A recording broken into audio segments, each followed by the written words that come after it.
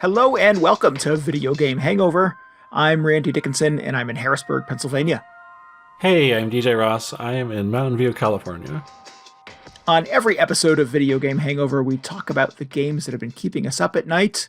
This week, we did the Extra Life thing. Yay! We also played Slay the Spire, Arc & Age, Peak, Keeper, Easy Delivery Company, and like 40 other games. Yeah. Maybe 50. Maybe 50. I wonder what the most games we've played during Extra Life has been. Oh, I don't know. Yeah. I mean, those first couple of years doing it, I was like really packing the schedule in. It was just like a new game every 60 minutes or so. But then at some point I decided like, that's too much. So kind of scaled it back a little bit. Yes. Yeah. At some point I became aware that like I want to spend more time with some games. So maybe the objective shouldn't be more games for less playtime. And then you also have to like factor in, and I never factor this in, and like begging people for donations. Like takes time. Updating my Facebook and all the other, social media things, sending thank you notes to my mom for donating. So that's nice. Yeah. Patty Mac always comes through. So it's definitely not just sitting in front of my device playing video games for 24 hours. You kind of have to manage the day. Yeah, that's another thing I always forget because, we talked about how we used to do individual 24-hour game days. So that's like 24 hours of just playing games. But there's like, it's not like you wake up, you're in this immediately you start playing a game, and then on the other end you hit the 24 and then you're just unconscious in bed. There's like you got to do stuff on either end of that, so right, it ends up being a very long day. So we also scaled that back a little bit. Yeah, I definitely felt it. A game day was on November 8th. We'll talk a little bit about the day today, obviously, but I woke up on the 9th feeling, what's the phrase? Definitely like a video game hangover. It was probably the most video games I've played in a day since the last Extra Life. So, my hands hurt, my eyes hurt, a little bit of a headache. I had either overdone it or underdone it on the caffeine and was feeling it. It was a little rough. I was like, I don't bounce back as quickly as I used to. Oh man, I keep thinking about those earlier years when we would do this, and I would just like, I'd have one of those little 4-packs of those, whatever, like espresso shots ready to go. And it's like, man, that's not good for you. And then we would do a live show in the evening and just be drinking the whole time. Like, I can't believe the sort of stuff that we would do. I mean, it was all very fun and for a good cause, but at the same time, like, that's intense. What was going on? Yeah. I have abused my body and my mental health for charity. Yeah. But yeah, Extra Life was a good time. It's always a good time. I find that I get to the day before and I'm like, really? Am I going to do this? And then it just goes, and it's awesome. And like my friends know it, my family knows it too. So like everything kind of in my orbit like works around it.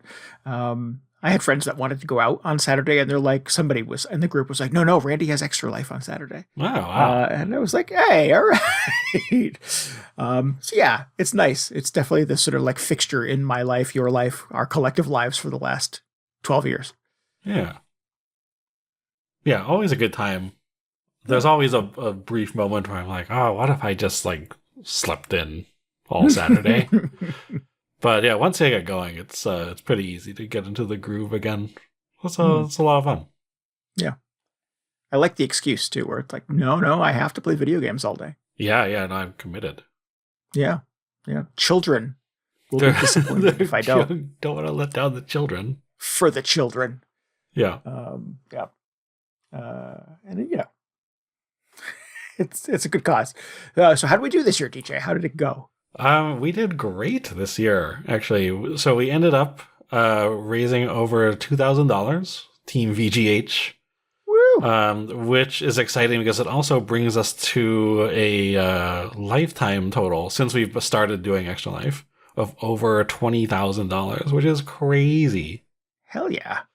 Yeah. So thank you so much to everybody who's chipped in over the last 12 years. Not just this game day. Yeah. For making that possible, because I don't want to make it sound like we're taking credit. Oh, Team VGH has raised so much. It's been everybody else out there, the listeners, the people who stop by the stream, people who are just donating because because that's what they do. I don't know. Yeah. But yeah, thanks to everybody else for being so generous. And also, thank you to Deadly Gearhead and Twisted Link, who joined us on Team VGH this year for also, they did a 24-hour game day as well. Yeah. Yeah. So shout out to them. Yeah, very cool. Yeah, it's always interesting to sort of see like the intersection between like the people in my family and work friends who like support this cause because I asked them to. But in general, like, don't engage with me about video games or, watch me play video games or anything. And then obviously the people in the VGH community who are like all video games all the time with us. And yeah, it's always like, I look at the list of people who have donated like this year or every year collectively. And I'm like, that is a weird collection of cross section of people in my life. But it's awesome. It's awesome that people do it. It's awesome people that friends and family do it just because I asked them to. And yeah, it means a lot, and it goes to a really, really good cause. So big thanks, like DJ said, to everybody who showed up. Yeah. And if you didn't donate, two things. One is we still really appreciate everybody who, helped share the event, who told their friends about it, who hung out on the stream, because there are a bunch of people just chatting with us, which was a lot of fun. And then, so that's fine. There's no pressure to donate. It's been a stupid year financially for true. Very probably true. Most of the planet. Yep. But if you would still like to donate, the donations are actually still open through December 31st. So you can go in even, a couple dollars. That's great. Go over to VGHangover.com/extra life. And donate there, or just see how we're doing. Because I think the running total is still on there. Yeah, if you're curious. We hope that number will continue to tick up between now and December 31st. We usually get a couple of donations that come in over the course of the holiday season as we stream and as we play and stuff like that. We'll mention it again. We'll keep harassing people about it between now and the end of the year. But if, like DJ said, if you can donate, please do. If not, we're grateful for your support and sort of participation in the video game hangover thing anyway. So yeah. Well, we're doing shout outs also to I'm going to get these names wrong. Rura and Creed and the goddamn Milkman and Twisted Link for playing Peak with us late into my game day anyways. It was the farthest we've ever gotten playing that game. Oh yeah. I think we almost made it. Yes, I think so too. For listeners who don't know, it is a cooperative game where you and your friends climb a very difficult mountain together by trying to keep each other alive and help each other and feed each other and patch each other's wounds and things like that. And it is by design quite difficult, and the mountain changes every 24 hours, so you can't memorize your path to the top. We've played a couple versions of it in the past and have been not great at it, but this round on Saturday night was awesome and it felt really good. And we had a couple of crazy deaths, but we were able to sort of work with the machinery of the game to resurrect us at the right point, and we got super close, so close. Yeah, I think we're definitely improving. We definitely have a better understanding of how to actually play that game effectively. Yeah. So I think we'll get there sooner or later. We had another, we did another attempt last week and did not make it quite as far, but I was still feeling pretty good about, just knowing what to do. It really helps to have a good Sherpa, and I think Rura, was that the right name for the person who played with us, was an awesome Sherpa. I had played the game quite a bit, and she said collectively that it was the farthest she'd ever gotten, despite having played it way more than we ever had to. So it was cool to have her kind of translating some of the stranger points of that game for us and helping us stay alive as long as we could. Yeah.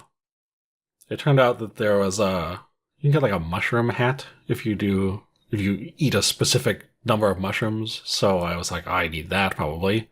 So I went back in there during the off hours, and I learned a lot about mushrooms, about which mushrooms you can and cannot eat. There's a little more to it than I thought, just from sort of like what I encountered in the game. So I thought that was also interesting. It was like you kind of just become an expert in specific areas in Peak. Like maybe somebody can become the food preparation expert or something. I nominate Twisted Link because he was the one who ate just about everything we encountered. Yeah. Sometimes against his will. Yes. There are things in the game that you can eat and will help keep you alive or give you like not dexterity, but stamina boosts and things like that. But there are also things that will poison you. And we were trying to figure out are blueberries good or are blueberries bad? And Twisted Link had already eaten one and was reporting the effects. Anytime we found something that appeared to be edible, he had already taken a bite. So shout out to Twisted Link for being our live on the spot food tester. Yeah, yes, so selfless, just really admirable. Or questionable, one of those things. Yeah. Again, we abuse body and mental health for the charity, for the cause. Yeah. Anyway, speaking of abusing our physical health. Right. And potentially mental health. We have yet another exciting video game hangover annual occurrence right around the corner. It's that time again. Yeah.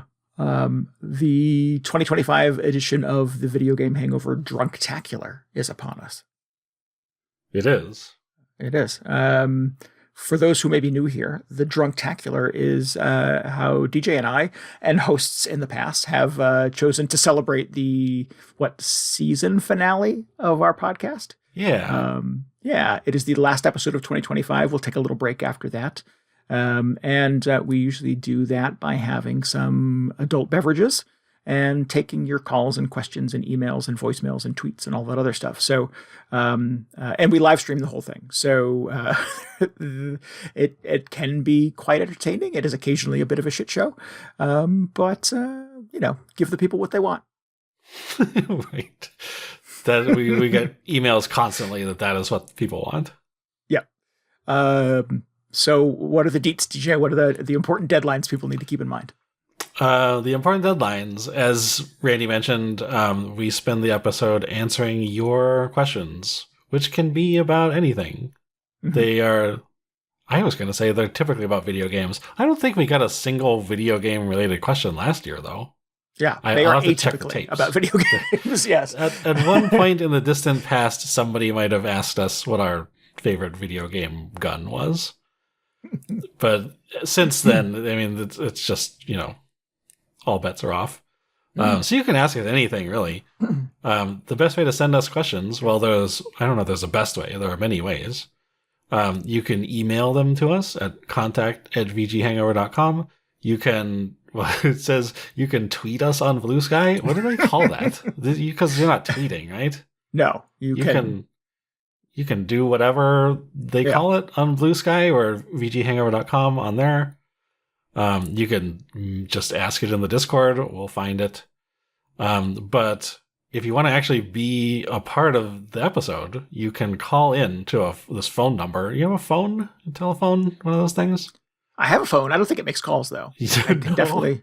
I can text with it, and I can... That's about it. That's all I do with my phone, really. That's what I need. I need to delete the phone app off my phone. That would be perfect. Yeah. Anyway. I don't read the news anymore because that's not safe. But right. If you also have one of these devices, you can actually call in and leave us a voicemail at 682-999-VGH1. Just record a little message. Ask whatever you want. You don't even have to. So here's the pro tip. You don't even have to ask a question. You can just, it's your little soapbox for 60 seconds. Just do whatever. Yeah. You know what really grinds my gears? Exactly. Just go for it. Yeah. Yeah. And the cool thing about that is if we have your voice, we can extract that audio. I say we, like I am involved in any way. DJ can extract that audio and drop it into the show like you're right there with us. Yeah. It gives us a chance to hear your voice for a change, and we can respond on the air. Yeah, so that's fun. If you don't want to do that, there's all those other options. Yep. And if you need a recap of all of that stuff, because there was a lot, you can go to vghangover.com/drunk and get all the info there. We just ask that you send in all your questions by the end of Thursday, December the 11th, so we can have time to put them in the outline. Right. And then the big live stream of this train wreck will be Friday, December 12th at 10 p.m. Eastern Time. Go to twitch.tv/VGHangover for that. And certainly you can ask questions and drop comments in the chat during the live stream, but we'd love to have your stuff in advance so we can edit it into the show in a convenient way. So questions by the 11th, show on the 12th. Final one of the season. We'll wrap it up from there and hopefully leave you with something fun and entertaining to listen to over the course of the holidays. Yeah. That's nice. What a nice little, just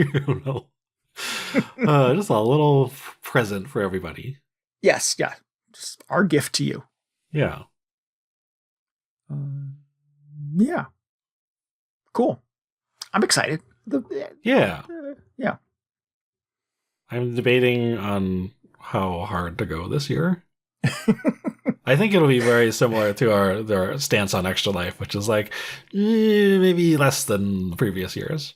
But I think we've sort of found a good like balance of sort of like remaining functional, but also being kind of like entertaining drunk.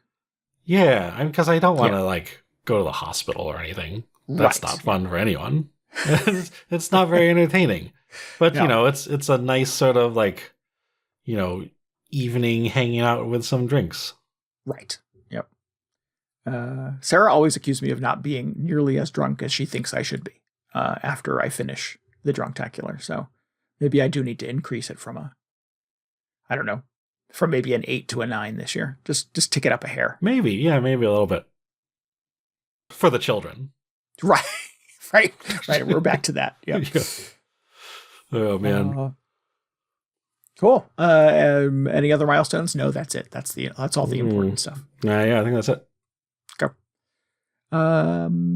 Back to Extra Life. We played a bunch of games. We played a lot of games. How'd your day go, GJ? What was your sort of like strategy for approaching the day, and what were some of the highlights? So I have to ask. So did you do the Slay the Spire daily? Nope, didn't do it. No. Oh man. No. I had, and again, this is that conversation again about not giving myself enough time to play as much of some games as I would like. I got wrapped up in a really good run in CloverPit, and it overlapped into my Slay the Spire time, and I just ditched Slay the Spire and played the hell out of CloverPit. Okay.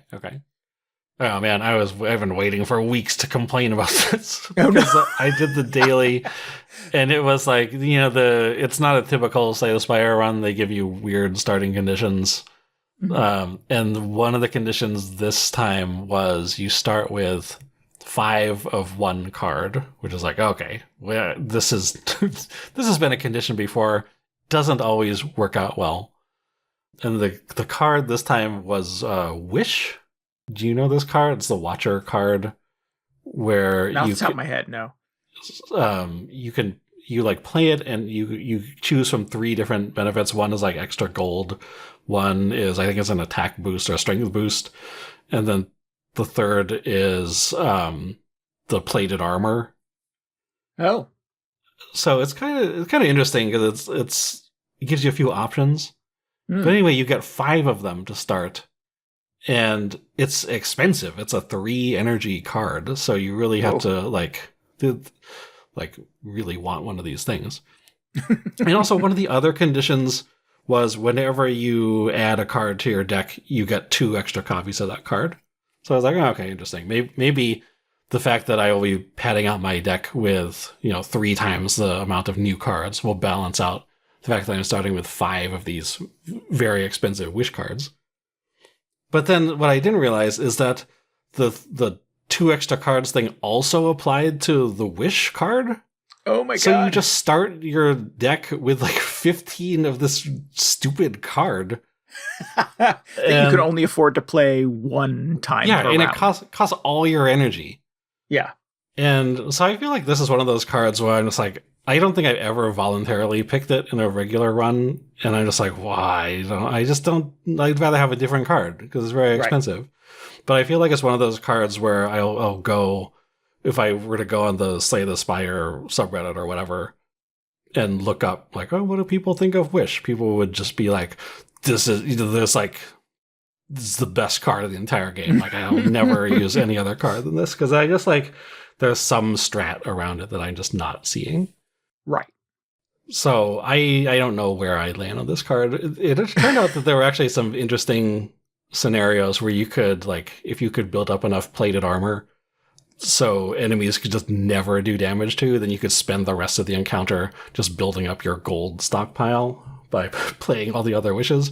But it was still just like I had so many turns where I would just draw like 4 or 5 wishes in my hand. I'm just like, I want to do something. I want to do anything other than play this card. Yeah. Yes. And Slay the Spire traditionally and sort of by design makes it quite difficult to take cards out of your hand. Yes. And you only get a couple of opportunities in the course of a game to do it, and you have to do it at the expense of some other options sometimes. So yeah, there's a benefit to having a lean focused deck, but the game does not make it easy for you to achieve that, particularly if it's giving you multiple copies of garbage all the time. Yes. Yeah. Debatably garbage. The jury's still out on this card. Kind of wish I had played it now that you say it. I apologize. I'm sorry I missed out. Yeah.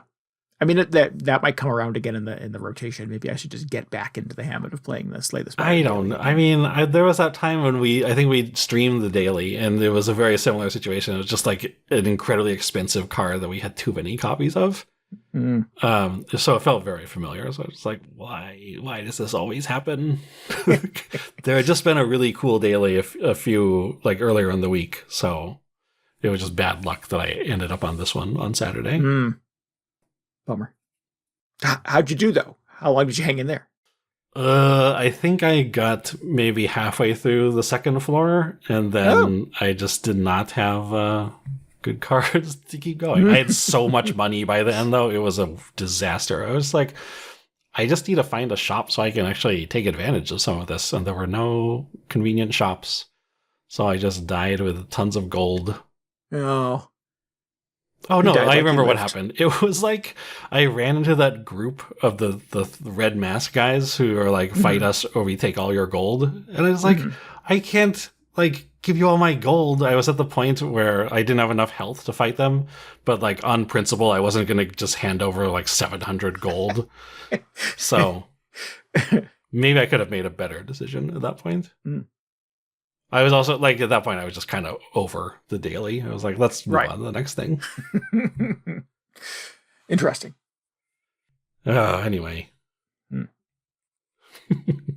There's it's funny that you mentioned sort of like that maybe it's one of those cards that people love and you don't quite understand like the best application for, because there's some scuttlebutt in the CloverPit community this week. They've recently patched the game and they've nerfed a couple of the what you call it, special artifacts, the little charms. Lucky Charms is what the game calls them. Is that an early access? CloverPit? No, it's final release. Oh, okay. Yeah. But they called it like a balancing patch. And there's 2 items in it that I think people love. One is cigarettes. It's just it's a pack of cigarettes you get. It's kind of a lucky charm, and it lowers the cost of other things in the shop. And the things in the shop can be a little pricey. Yeah, it's great. And and these are like lucky charms that sort of modify the play of the game and influence your luck and your ability to kind of get good pulls on the slot machine. And the cool thing about cigarettes is it will basically sort of reduce or flatten the rate, the cost of refreshing the shop. Normally, like every sort of refresh or restock that you do costs exponentially more than the previous one, and this flattens it. So it makes it super cheap and easy for you to just constantly refresh, get looking for the charms that you want. So pretty easy to exploit, pretty easy to sort of steer the game in the direction of a play that you want. They broke it. Apparently the developers don't like people doing infinite runs, and they made the condition for the cigarettes much worse with the new patch. And there's an item called the CloverPot, which is a potted plant with clovers in it, and it gave you one ticket, and tickets are the money you use to buy Lucky Charms for every 3 tickets you have. So it was an easy way to just bank additional tickets. So as that number continues to grow, you're just getting fistfuls of free tickets. And again, it makes everything in the shop super cheap and easy to buy when you have all these tickets. You don't have to be selective about it anymore. They broke that too. And now the condition is you get one ticket for every X, where X is the number of rounds that you are or something. It's just stupid. And not having it. Not at all, no. And the subreddit is angry about it, and I'm a little salty about it, even though the CloverPot wasn't a thing that I used a lot. The cigarettes are definitely something I've taken advantage of, which is a weird thing to sort of say out loud. I know. We really shouldn't be encouraging people to no, smoke. not at all. And would not advocate for smoking cigarettes at any other point in your life, but in this game it was super important. And the developers in the patch notes specifically said we changed the effect of these 2 special Lucky Charms to help prevent infinite runs. And literally everybody on the CloverPit subreddit is like, but we like infinite runs. This is why we play your game. Right. It's almost like the developers don't understand how people are consuming this thing that they made. Certainly they can bend it to any direction they want. It's their product, but it just seems really kind of oddly short-sighted. So, and of course, naturally, there are people in the subreddit who are like, "Oh no, my baby was CloverPot, or my baby was the cigarettes, and what have they done to my boy?" And all of the memes. Yeah. So that's it's surprising because I remember you mentioned that, like, if you get to a point in the game where you're like doing exceptionally well, there are other steps that like in game that will happen to sort of like curtail that a bit. So I'm a little disappointed that they just were like, oh no, we'll just patch this instead of, I don't know, adding in some other clever in-game counter to it. Sure, little bumpers that sort of like, essentially sort of draw you back to the path that they have in mind, but don't actually sort of like, inhibit your progress. Yeah, because I felt like that was such a clever way of handling it. And also, like, I mean, so what exactly do you mean by if you're having an infinite run? Does that mean like the game never ends? Because it feels like you may have just won at that point. Yes, yeah, and the game goes into these sort of like crazy equations because the readout on the slot machine of like how many dollars, essentially in-game tokens that you have, money you have, will only hold up to like 9 characters. So it starts to go into these like quadratic equations afterwards. And there are long lessons in the CloverPit subreddit on how to do the math to figure out how many like trillions of dollars or mega trillions or whatever of dollars you're actually doing. But it doesn't fit on the digital display on the slot machine. So yeah, and the animation when this happens is super funny because it's basically like the slot machine is losing its mind and smoke is pouring out of it and lights are flashing and music is very dramatic and there's jokes about sort of people, putting down their Steam Deck and walking away while the game like works for 10 minutes to tally up how much money you got from that last pull. And it's fun and it's entertaining and it feels like a kind of a delightful goal to try to break CloverPit in some way. But it seems like the developers don't want you in doing that, I guess. It's just, I'm a little confounded by the motivation, and the community. I mean, like maybe it's just me, but then no, the community hates it as well. So they can just do the Vampire Survivors thing where like you can get as powerful as you want, but after 30 minutes, the Grim Reaper just shows up and kills you. Oh, really? Yeah. Yeah, I mean that would work in the context of CloverPit too. Mm. So, more Grim Reapers. Yeah. Um, The yeah, catch there is just like if you get like strong enough, you can just kill the Grim Reaper when he shows up. interesting. But then they also like sort of planned for that, and they just add more and more Grim Reapers until eventually they just cut you off. They're like, okay, that's enough, and then the game just ends. Because it's like I get it. It's fun to have a run where you're doing obscenely well, but after after enough of that, like what's the point? It's like all right, you did it. You broke the whole game. Does it Mm, need to go on forever, or I don't know. yeah, At that point in Vampire Survivors, you just start a new run and see if you can do it again. yeah, yeah. I get that, and that's part of the appeal of CloverPit too. Is what did I learn? And you're still unlocking. I'm still unlocking, and despite having played 50 hours of this game, I'm still unlocking Lucky Charms. There's still some that I haven't sort of like hit the conditions for to get yet, and all of those have effects on future games. And the more Lucky Charms you have, the less likely it is that the ones you really want show up, because obviously it's sort of a random number thing, and if you're pulling from bigger numbers, the randomness feels even more random. Yeah, but it's I don't know. I'm not sure like what, and I know that it's Panic Arcade is the name of the developer. They're a very small team, and I'm not sure to what degree they're sort of playtesting this or reading community feedback or anything, but it just feels super misguided. I mean, the game has kind of two pathways to like a scripted ending. But once you've sort of done those, I sort of felt like the bonus was to just try to break it and just try to go as long as you can. How far can I go? How many rounds can I get? How many trillions of dollars can I put into play? Yeah, sort of I think the tone of the way that they're patching the game, at least most recently, is that we don't want you to do that, and that feels weird to me. That is kind of I don't know how to think about that. Yeah. Anyways, I don't want to turn this into the CloverPit complaint hotline, but yeah, it's I don't know. I'm glad I got to play it on Extra Life Day and had a really good run before they patched it, and I've been a little sour on it since they added the patch. But yeah, still a fun game. I just think it was more fun before they got their little fingers in there and started poking around with some of these Lucky Charms. Well, maybe if people are vocal enough, they'll backtrack a little bit or find a happy medium. Yeah. There are you can only go half other as infinite. Yeah. Subredditors are like, how do I roll it back? How do I get the old version of the software? I patched it and I'm regretting it now. So again, I don't know to what degree this tiny team of developers is reading every subreddit, Reddit post about CloverPit, but hopefully they're paying attention.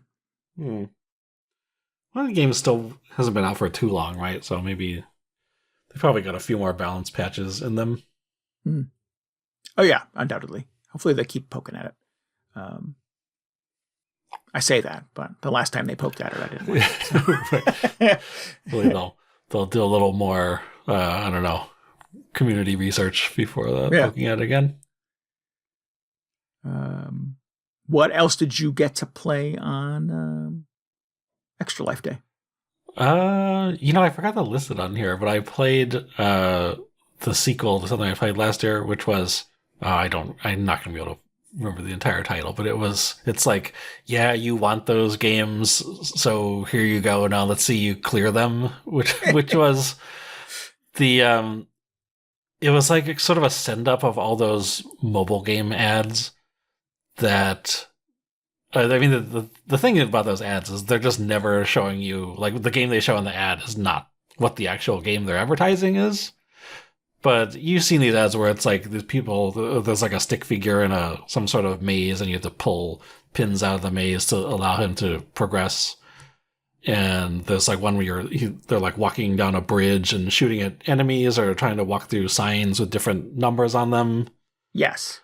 So I played the second set of the second edition of this game, which has a new set of these like mobile game ad parody mini games. Gotcha. Because what they did is they like took those games, which don't exist, so they just exist for the sake of advertising those mobile games, and turned them into like playable mini games. So wait a minute. Hold on. These games don't really exist. So like the ads that I'm forced to watch of like you said, like you're shooting a gun across a bridge as an army is marching towards you, and you have to go through these little gates that multiply the number of people shooting or bigger guns. Like that's not a real game. I assume, right? I mean, I've never actually clicked through one of these ads to play it because I'm just like this, like, I don't know how good this this actually is.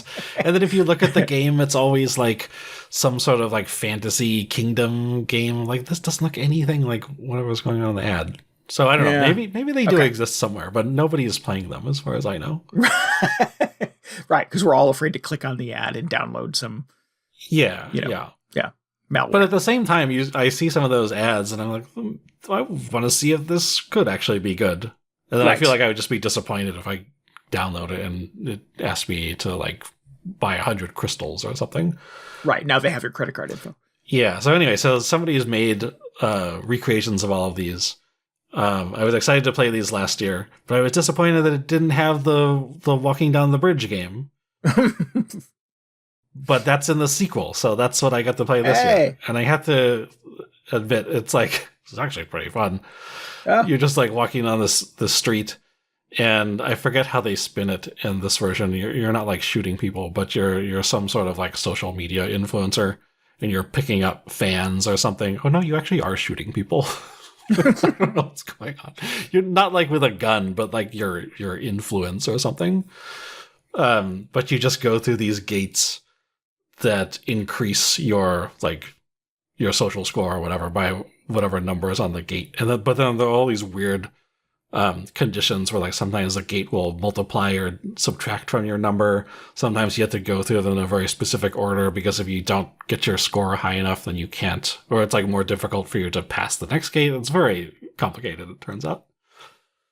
But man, sometimes the simplest stuff, the simplest concepts end up being really, just like really addictive because I just thought, okay, this looks stupid. But some of the scenarios they set up, they're like little like puzzles almost, where you have to figure out, okay, what's the correct like route through all these different gates, and it's not as simple as it would seem to be watching one of those ads. So that was a very pleasant surprise.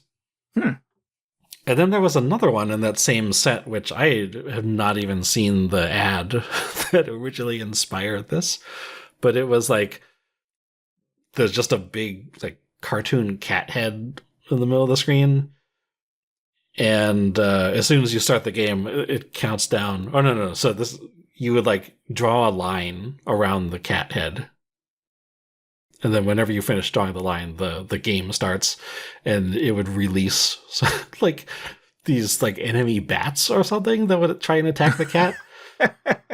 And the catch is, so you have to draw a line that protects the cat. It prevents the bats from being able to reach the cat, which is, very simple premise.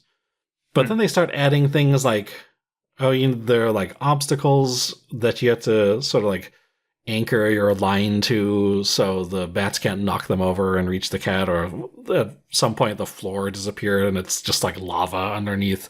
So you have to figure out how you can wrap your line around all the other objects in the room to sort of like suspend the cat in the air so it doesn't fall in the lava, but also at the same time protect it from the bats.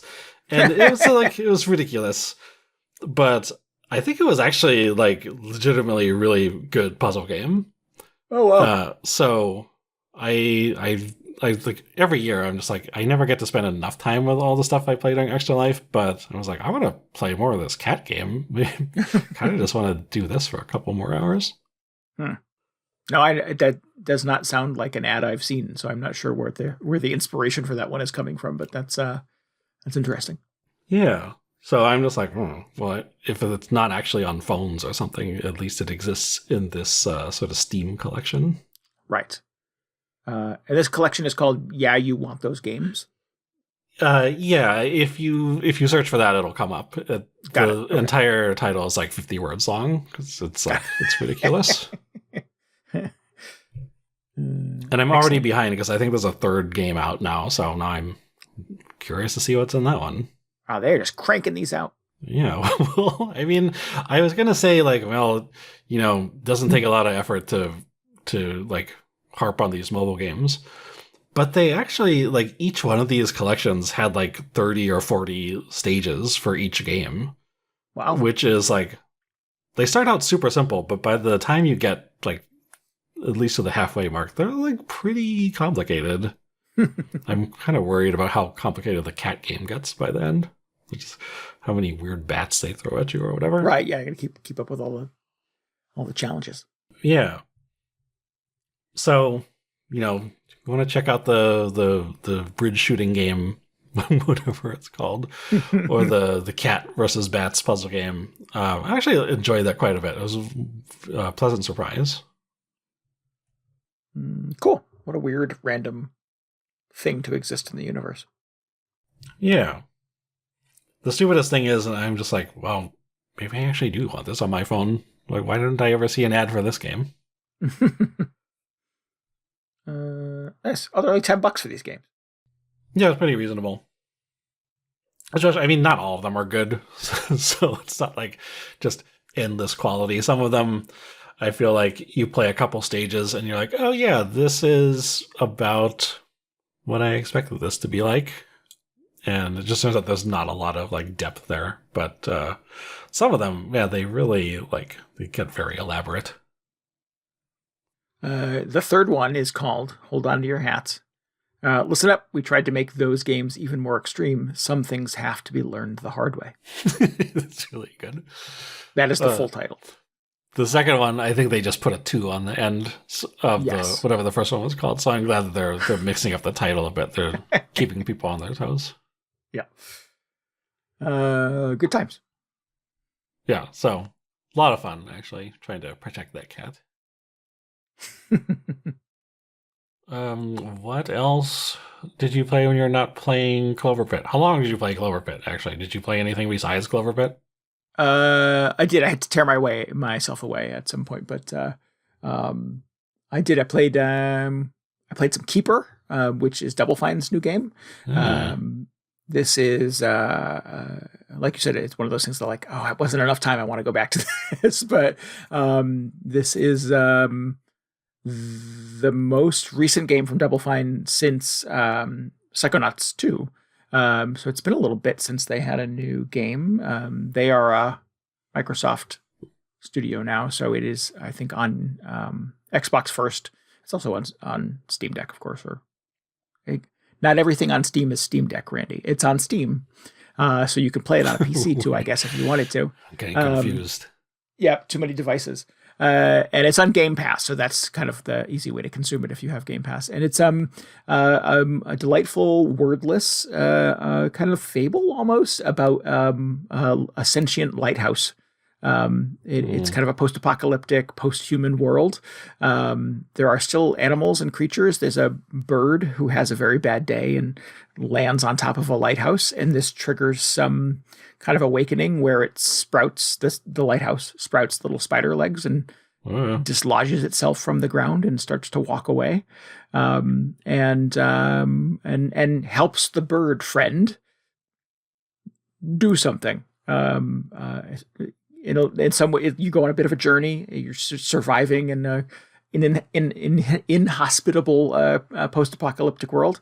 That is a mouthful.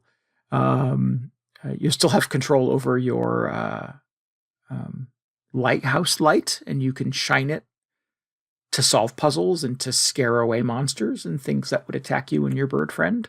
And there's a bunch of little puzzles and switches you stand on and shine a specific light in a specific direction, and it opens something up, and et cetera, et cetera. So let's go like a buddy road movie with a lighthouse and a bird. And it's all conveyed without dialogue or text, and you're just trying to figure out what's going on and what happened to the world and where am I going. Sounds a lot like Limbo. Yeah. Just like structurally. Yeah, I could see that. Limbo 2D, obviously, kind of solving puzzles and stuff and trying to survive. But it's not 2D. No, it's 3D. Yeah, it's beautiful. That's the kind of the first sort of like impression of it. It's quite striking. Very unusual color palettes, a lot of purples and greens, and there's like artifacts in the world that look very much like Earth, but the trees and the clouds and the water and stuff like that are all kind of weird alien colors. But somebody art designed the hell out of this game. It's very pretty. There's a couple little moments where I got like, genuinely worried about my bird friend, and so it's able to sort of convey some emotion and convey this relationship wordlessly, which is never easy to sort of lift in a video game, I think, but it's done really well on this. I didn't get to see the end, unfortunately. I think it's relatively brief, a couple hours, but I want to go back to it and see the finale. It was really good. I like Double Fine anyways. I think I'm kind of the target audience for their stuff. But this was an interesting pivot for them after Psychonauts. Yeah, I was wondering what they've been up to. Because when did Psychonauts 2 come out? It was a while ago. It's been a couple years, probably 3 or 4 years. Yeah. Yeah.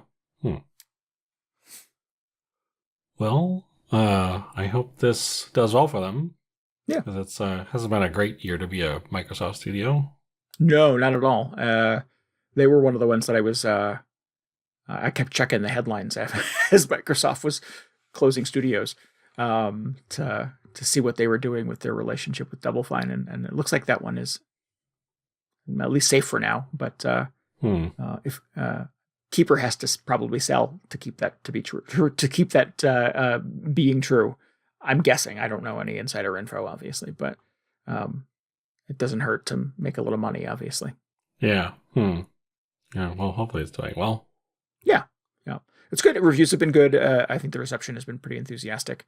There's certainly a brand, I think, that people are like, oh, let's see what they're up to. Yeah. And again, it doesn't hurt that it's on Game Pass, and if you're already paying for that subscription, it makes it very easy to spend a few hours with it. Nice. Is it coming to other stuff eventually? I don't think anything's been announced yet, but one of those kind of the weird evolution of Microsoft in the last year or two is that nothing really is a console exclusive for very long. Right. So, yeah. When you said it was like Xbox first, I was like, well, I thought everything is an Xbox now. Play it on your refrigerator or whatever. Right. Yeah. It's fine. I think they're, the era of the console exclusive feels very kind of archaic to me at this point anyways. Yeah, it'll be cool when it's finally playable on the Switch 2 and PlayStation and all kinds of other things. Yeah. Yeah. And that's, again, just good for the studio too. Obviously, it keeps them employed in making new games. Yeah. But that's called Keeper. And that was fun. It's kind of cozy. Not like farming cozy, but No. It's not. Yeah. And the other one that I played enough of to actually finish during the course of Extra Life was Easy Delivery Company. Yeah. I'm going to check this out. It's good. It's I've been kind of poking at it and picking at it over the last couple of weeks. And I realized during the course of play the other day that I'm like just one mission away from finishing this thing. I should wrap it up. It's not terribly long, but I somehow stretched it into a few weeks just by kind of chipping away at it. But the conceit here is that you're like an Uber Eats driver or a DoorDash driver, but you're a little cat and you have a cute little truck and you drive it around and you pick up deliveries and you take them to other places, collect a little bit of money, use that little bit of money to kind of update your truck to make it able to drive further, to drive over snow because you're kind of in a mountain town and you get a lot of snow, and to be able to get around more safely and not risk sliding off the side of the road, you got to put like snow tires on your vehicle and things like that. It makes it easier for you to get around. You get pulled into a bit of a mystery as you start to sort of connect the dots and talk to the people that you're delivering to across these towns, little shopkeepers. And there's a former driver for the Easy Delivery Company who gives you some advice and basically sets you on a path with a couple little missions. And it's kind of this interesting blend of just sort of long drives to do a delivery, you'll pick up a delivery in one town, and you try to favor it. It tells you like on the screen, like you'll get $1.50 if you do this little drive, just like, take a pizza 5 doors down, essentially. Or you'll get $18 if you take a pizza to the next city over. And I'm like, hell yeah, give me $18. But it's a long drive. Like there's no fast travel in this. There's no, high speed portal or anything like that for you to drive through. You literally have to like chart your way from village to village, through cities, over mountain passes, winding roads through the valley and stuff like that. You have to cross a bridge, et cetera, et cetera. And you have to kind of figure out where you're going. You don't have a GPS either, so you have to kind of plot it based on a little paper map, essentially a version of a paper map on your screen. So part of the challenge of it is, where am I going? Where am I now? Kind of wayfinding. And you have these long. Is there a mini map or something when you're actually driving, or are you constantly looking back at the map? There's a map screen you can pull up. It's not a mini map that appears in the corner of your screen. Yeah, I guess because that's one of the puzzles in it. Kind of essentially is you have to kind of figure out where you are based on kind of the limited information conveyed on the map, and the landmarks around you. Again, the more you play it and the more you drive around, the more you sort of figure out where you are and where you have to go. But initially it's a little confusing as you're trying to sort of figure out pathways and efficiencies and what's the quickest route to get one village over. But as you're driving, it can be snowy, it can be dark, it can be late at night sometimes. And it's just you driving your little vehicle in the snow all by yourself. You only have 1 or 2 radio stations, and one of them's a news channel, and it's like Animal Crossing language. It's so that gets old real fast. And then the other channel is kind of lo-fi beats to deliver pizzas by. So it's all original music composed for the game, nice. And you have a pretty limited assortment of tracks initially. But as you get further into the game, you start finding other radio towers, and there's a little bit of a mystery to that too. But as other radio towers kind of come online and you get to explore other villages and cities, you start to get their radio stations as well, and they have more variety of music. And I don't think it's a ton of tracks available to you, but there's enough to give you a bunch of radio stations that you can kind of toggle between, and a little variety of music. And I quickly kind of figure out like, oh, this is a really good channel because it's all sort of like jazzy electro chippy music. And it was just really good for like a long, quiet, solitary drive in the snow, 2 villages over to deliver, I don't know, a case of beer to a bar or something like that. The things you're delivering are fairly irrelevant. And in fact, the game's pretty generous about like, geez, if you screw up and you roll your truck, you can get out and pick up your things and put them back in the bed of your truck. Or it will just respawn you with the thing back in the truck. So like, that's not even sort of the puzzle to it.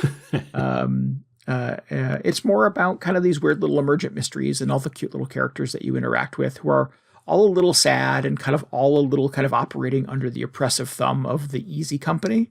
So you get kind of the vibe over time that there may be a bit of an Amazon who's kind of creeping their fingers into everything in these little towns.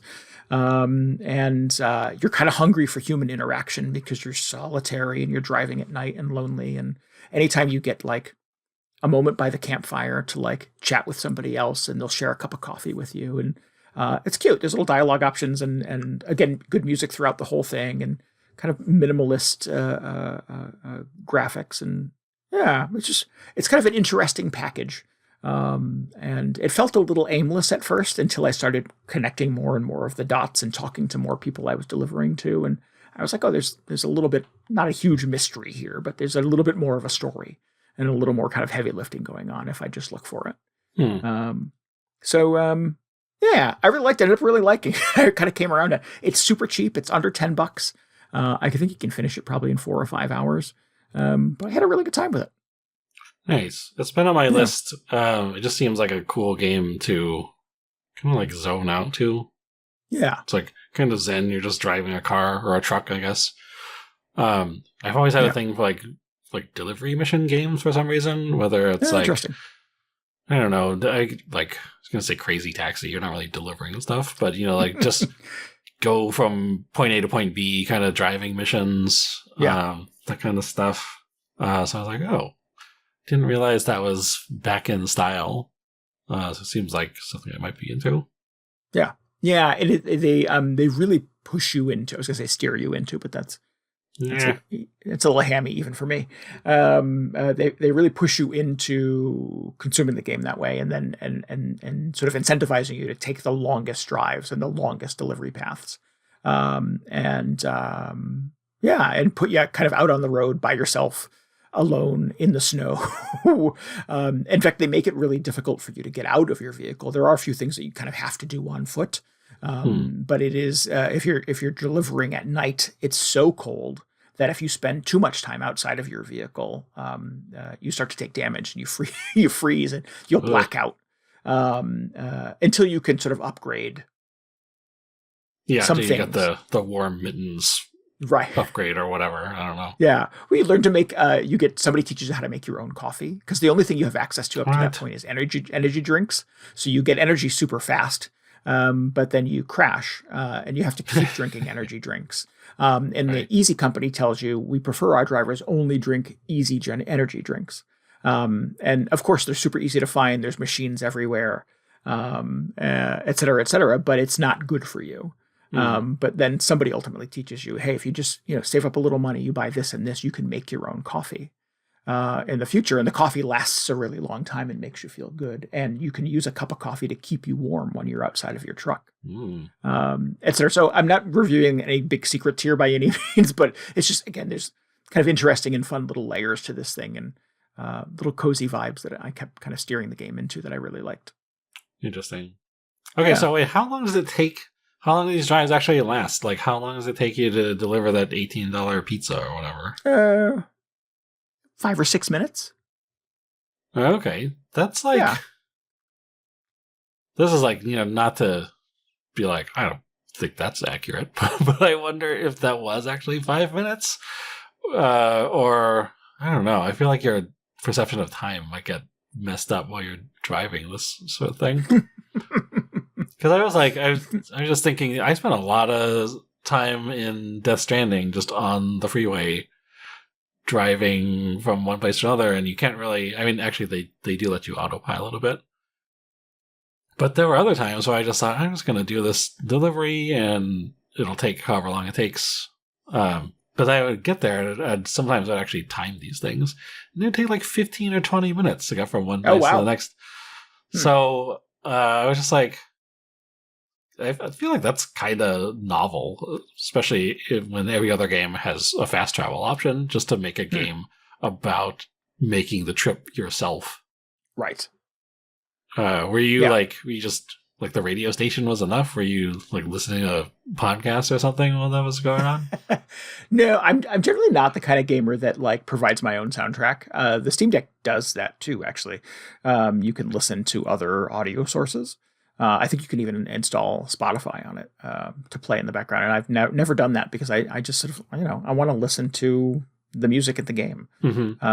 Certainly I've played games in the past where I found the music annoying or I found the dialogue annoying. And hopefully there are things you can tweak to sort of turn those down or turn those off or put subtitles on or whatever. But, I don't ever...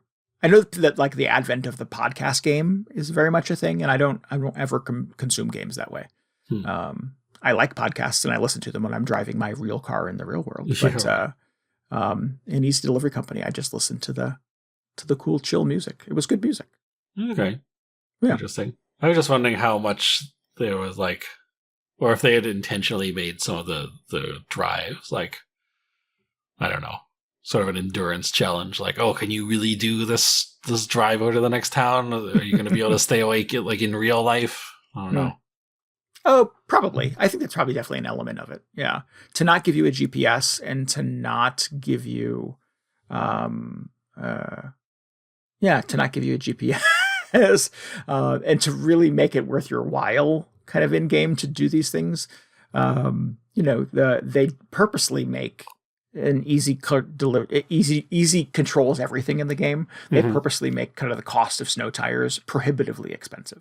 And to buy like another pound of coffee or a kettle is surprisingly expensive. Like the kettle's $50. And you have to do a lot of like $1.50, $2 deliveries to get to $50. Yeah. So the game really is telling you want to start accepting some of these multi-city, really long drives. But we're not going to make it easy for you to get there. Part of the road is going to be snowed out, and some of it is going to be freezing, and you're going to have to cross on foot for a bit to clear a path, or et cetera, et cetera. So there's there are things in the game that are pushing you in the direction of the endurance test. Yeah. Okay. I mean, and they're not dealing with Death Stranding budget either, so the map is much smaller, obviously. But it feels quite deliberate. Because they don't want to give you all the nicest stuff immediately. Like, you got to work for a little of it. Yeah. But you never unlock a fast travel system or anything like that. Yeah, that's really interesting. Sort of the opposite of what I think the game intends to be. Yeah. Yeah, I want to check it out. It's funny, it came up, or I think it came out while I was still playing Death Stranding 2. So I was like, oh, what if I took a break from that other game and just played sort of like the PS1 version of it? I don't know. Just everywhere you go, you're just delivering things. Yeah, I'm like weirdly okay with that. Cool. Speaking of packages, another fun surprise actually that came up during Extra Life. I played. This was just like I needed a break from whatever was happening. Oh, I was playing Arcane Age. I'll talk about that in a second. But at some point, so I needed a break from Arcane Age because that was the VR game. I just loaded up some random thing from my Steam library, which was Save Room. Have you heard of this? It's like I don't think so. It's an inventory management puzzle game, and it's very clearly based on the suitcase from Resident Evil 4. Oh, okay. I think I have heard of this then. Is this like the inventory Tetris? Is that the... Yeah, no, that's exactly what it is. So the whole game, you just have a suitcase like you do in Resident Evil 4, or like Diablo, or any one of these games with sort of a grid-based inventory where different items take up weird shapes of blocks, and you have to fit them all together. Yeah, the modern Deus Ex games had an inventory system like this. Yeah. The not-so-modern ones did too, by the way. Gotcha. Okay, I wasn't sure where that came from. That might have been the first. Wait, did they have that in Diablo 1? I can't remember. I was going to say either like Diablo 2 or Deus Ex came out around the same time, but they both had the same, like a similar system. But anyway, I think Resident Evil 4 was the one where everybody was like, I think it was the first one where you could like rotate items to squeeze them in your suitcase. So, the next big leap in inventory management innovation. But you would always end up in that game like, oh man, I just found this cool new gun, or I found a new like first aid spray, but I only have a couple weird random slots in my inventory. Let me just pause and reorganize my entire inventory and like rotate stuff around to see if I can just carry this one extra item or whatever. And it's just, like if you play that game, it's just a weirdly compelling like sub game within the rest of the game where you're like, shooting zombies or whatever. It's like, I gotta keep my inventory as organized as possible. And then somebody just like really latched onto it and ran with that concept and turned it into Save Room, where there's no, like, the inventory is the entire game. You never at any point put your suitcase away so you can go shoot zombies. You just, like, as soon as you fit everything into your suitcase, it's like, okay, level complete, on to the next level where you have a different size suitcase and a different number of items that need to be crammed into it. But, like, it works surprisingly well as a sort of a standalone concept. Like it starts you out pretty basic, where you have a gun and a few like boxes of bullets or whatever, and it's like, okay, I understand. You just have to rotate this one thing to get the other stuff to fit in around it. But by the end of this, there's like so many different little factors you have to consider. Like, first of all, you have like way more guns. There are all these weird sizes. In order to complete the level, all the guns have to be loaded in some capacity. So, like, if you you have bullets left over, or like sometimes there's not enough room in the suitcase to put everything in, so you figure out, but if I like load this gun with all these bullets, I can get rid of this box of bullets because that'll be empty, and then everything fits. And they keep adding on these little twists like that. So like first you have to load all the guns, and then instead of bullets, they give you like bottles or whatever, containers of gunpowder that you have to combine together to make ammo to work with specific types of guns. So you have to combine them in a specific order. Oh, it's a crafting game too. Yeah, you do a little crafting. At some point, like the whole game, I mean, it just looks like the status screen from Resident Evil 4. So you've got the little health meter, little squiggly line up in the corner. And at first I was like, okay, that's cute. That's a fun little detail. But then like later on, you have to, you start out injured. So you have to use up health items because you have too many health items to fit into the suitcase.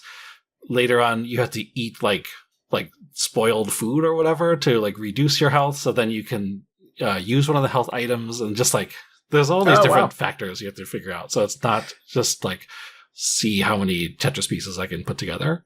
Right. And then by the time you've done all that, you still need to do the inventory Tetris though. So it's like you need to figure out what to do with your health and how to combine all the gunpowder correctly, and then actually get everything to fit.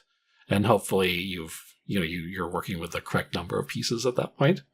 But I was impressed that they actually managed to turn it into something that was more than just, I didn't rotate this gun enough times. You have to actually think about what you actually need to, what you are able to fit into the suitcase, which I thought was a lot of fun. Yeah. That's interesting. It sounds like you spent more time with this than you maybe had planned. Yeah, I was like, I think I played the entire thing. There were like 40 or 50 puzzles. And, the first ones were pretty brief, but by the end of it, I was just like, I kind of have to do this whole thing. I'm so close to the end. Let's just figure it out. So I think I played the entire thing. But it was really good. I can't believe they just made this an actual game. It did. I think I took a break afterward.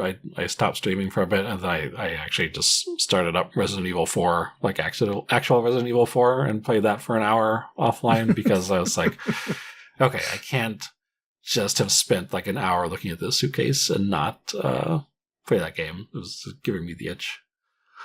But it was really, really good. It's called Save Room. It's on Steam. I don't know where else it is at the moment. Here's a sign of life in the Steam age. I own this game and didn't realize it. Oh, nice. Yeah. Classic Steam game thing to happen. It says, this is already in your inventory. I'm like, yeah. This inventory game is in my inventory. Yeah. Well, I wonder if you could like use the touchscreen on the Steam Deck or whatever. That would be fun to tool around with. Yeah. It says it's not deck verified. It says it's playable. I'm not sure what the issue is. Yes. Yeah. Maybe Save Room 2 will have full Steam Deck support. There is a sequel. It says there's a sequel in here. Oh, there is? What is it? What is it? Save Room 2? Save Room The Merchant. Oh, that's right. Yeah, I did see something about this. I should check that out. There you go. I was hoping it would be like Save Room Revelations or something. I googled what was the first inventory Tetris game, and there's conflicting reports. Apparently, there was an old UFO XCOM game, UFO Defense XCOM. Oh yeah, that's just it's just the first XCOM. Oh, it's one of the first memories people have of it. Interesting. Yeah, I didn't play that long enough to have to manage my inventory, but I could see that. Cool. What else? We're talking about Past Within briefly before we wrap up. Past Within. Well, let's save that one. I was gonna say I was gonna talk about Arcanage. I was thinking I'll just do a whole thing on VR next episode probably because that's been way overdue. So I'll just talk for a little bit about Oh man, I did a couple hours of Spooky Saturday towards the end of the stream because it was Saturday. I played another Chilla's Art game. This one was the Bathhouse. I play one of these games every year, or I have for the last 3 or 4 years. Yeah. It's the small, I think it's 2 brothers who just make these like first person, kind of like photorealistic looking horror games. They all have a very like striking look. Like I said, they're sort of photorealistic, and all the characters in them are done in like, I don't know if they use real photos of people and like put them on a 3D model, but they just look very unsettling and weird. But I really enjoyed all the ones that I played so far, for the most part anyway.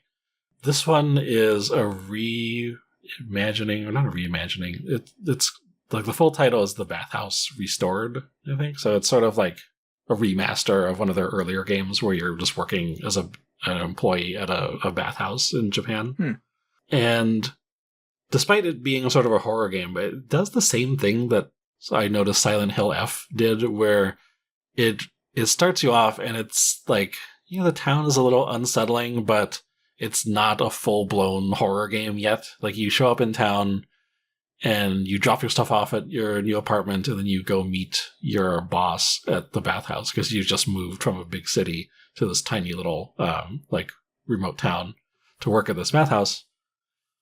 And the owner sort of walks you through your duties there. Like, you have to clean up the tubs or whatever, and you have to distribute the correct supplies to people when they come in, like their soap or their towel or whatever. And you sort of like get instructions on how the job goes. And you spend a lot of the rest of the game just attending to customers when they come in and giving them the right stuff. But then as you continue playing, it turns out, oh yes, there's some sort of weird mystery surrounding the history of this bathhouse, and spooky spirits will show up and like jump scare you at points. And it's pretty consistent with the rest of their games where, there's like a mystery that you're uncovering as you are doing these otherwise sort of like mundane tasks.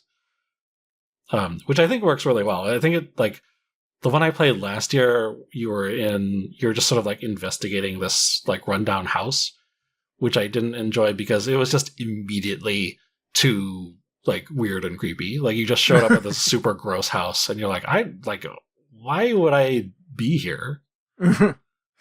But on this one, like the whole bathhouse employee angle was really interesting. I kind of felt like you could do a whole game where you were only doing the bathhouse stuff, like you're only attending to people, and the added sort of spooky mystery on top was just sort of a bonus. But once again, I think I really enjoyed it. It was like just the correct level of spookiness for me. Like, there were quite a few jump scares, but for some reason in these Chilla's Art games, I don't know, I tolerate them a little more because the rest of the experience is worthwhile. They didn't feel as cheap as some of the, like, when I think of a jump scare, it just feels kind of gratuitous. Right, yeah. There are a lot of fun situations where, like, there are these very specific rules for patrons of the bathhouse, so once in a while you sort of have to walk through the different areas and be like, somebody like trying to do a high dive off the side of the tub. Somebody is like giving themselves a haircut and you can't do that, so you got to kick them out, and then sometimes they'll throw a tantrum or whatever. So, oh wow, kind of amusing. I don't spend a lot of time in bathhouses, but it would not occur to me to do any of those things. Oh, to like jump into the tub or give myself a haircut. Yeah. Yeah, I was surprised because like one of the standard little like amenities you can give people is like just a safety razor. I'm like, oh, are people like, giving themselves a shave while they're in there? That seems like, I don't know. Again, it wouldn't have occurred to me to do that, but yeah, gross. Yeah, I mean yeah, I don't want to get into it. I was like, probably do that in the shower area before you get into the tub, but whatever. Yeah, I would hope. Yeah. At one point, you catch somebody dyeing their hair. Like, no, you definitely can't do that in here. Don't do that. Oh, my God. Yeah. That's ridiculous. Yeah. So that was good. I really enjoy these. They're like these like just brief experiences. The story is generally pretty entertaining. There are like a lot of them involve sort of like the spooky Japanese ghost aesthetic. So, a lot of weird long-haired girls in like white cloaks or whatever. Yeah, the marketing that comes up when you Google this looks very much like Ringu. Yeah. Yeah. Yep. So once again, I feel like Chilla's art, one of my favorite horror developers, even though I don't really consider myself a horror fan. Have you played all of these at this point? No, there are way too many of them. Oh, really? Wow, they're pretty prolific, huh? There's like 20 or 30 different games they've done. Oh my god, wow. The latest one, I don't think it's out yet. I think there might be a demo, but it's like a spooky, like, open ocean fishing game. Ooh. I was like, I don't understand. Like, is this supposed to be scary? And then I think at the end of the trailer for it, it shows you either hook or you just see this enormous, like, some kind of fin appear and, like, jump out of the water. Like, oh my god, okay, that's actually, like, really deeply terrifying. So, yeah, I don't know. Maybe I'll play that one next year. Nice. But yeah, I love those guys. It's cool to see that they're, like, the fishing one seems like they're kind of getting out of their mold a bit, so that'll be exciting. Yeah. You've run out of places to put short, spooky video games. It's true. Yeah, they've done like the convenience store. They've done the coffee shop, the bathhouse. I wonder where else is left. There's a new. I didn't play this for Extra Life, but I just read about it. There's a new video game called Inconveni. Oh yeah. That when I first read about it, I thought it was confused it in my brain with the Chilla's art. Like spooky convenience store game that you played a couple of years ago. I was like, did this already come out? Yeah, but that was a different game. Yeah, I think you're just in a normal convenience store in that one. Yeah, I don't think the new one is scary. But I merged them into my brain. Right. Yeah, they're not a whole lot of convenience store games out there. Although there was that other one. There was that terrifying convenience store game. I was like, this looks like too much for me. Oh. I don't know if I remember that. I think you sent me the trailer for it. And I was like, really? This looks horrifying. I must have blocked it out. All right. Well, we'll put a bow on it. We'll come back next week with a few more highlights from in 2 weeks. A few more highlights from our Extra Life adventure. In the meantime, we do want to remind everybody that our year-end Drunktacular is coming up. You can go to VGHangover.com/drunk for details on that and how you can contribute to the show. We would love to have your help and support. And make sure you tune in on Friday, December 12th at 10 p.m. Eastern Time for the live stream. What else? If you need any more video game hangover in your brain, you should follow us on Blue Sky, where we're VGHangover.com. And you can always get show notes and links and tell us what you thought about this episode at VGHangover.com as well. We would love for you to join us on Discord. Hang out with us and chat about video games and pop culture and movies and all kinds of other things. You can get a link to that at VGHangover.com.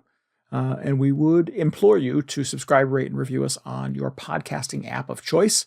Maybe help us out by telling your friends about the show. Yeah, we really appreciate that. Helps us out a lot. Helps us bring in new listeners and all that good stuff.